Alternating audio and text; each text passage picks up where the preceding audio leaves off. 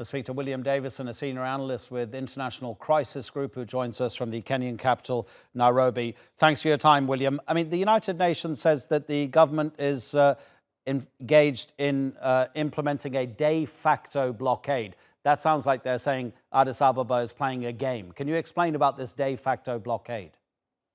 Yes, so that was put in place, or alleged to be put in place, as the federal forces withdrew from most of Tigray in June. Until that time, they had been occupying Tigray. But as they were forced out due primarily to losses on the battlefield, they restricted aid and trade to Tigray. And also they effectively switched off vital services such as power and telecoms to the region. I think from the federal government's perspective, because they consider Tigray to be run by rebels or terrorists. But the end result of this is what is being described by the UN as a de facto blockade. So what is the tactic, therefore, from Addis Ababa? Because they're affecting civilians. Are they hoping those civilians turn against the TPLF?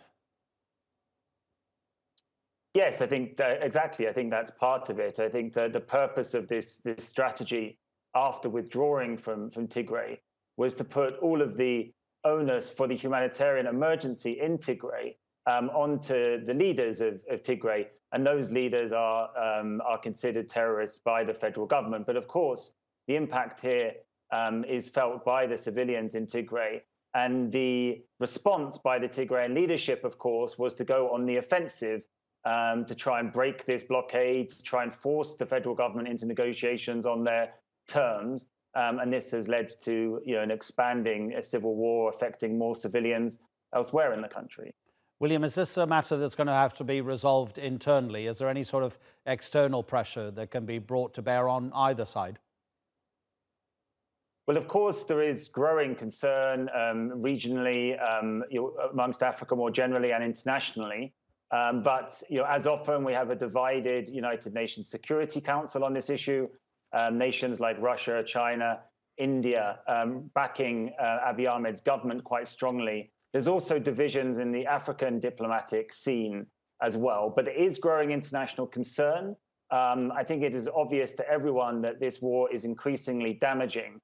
It does look like, tragically, this will play out, some more on the battlefield, but hopefully sometime soon, both the federal leadership and the leadership in Tigray region will be willing to make the concessions necessary to start some form of ceasefire, some form of talks, a ceasefire, which will at least allow everyone to focus on the humanitarian situation in the short term.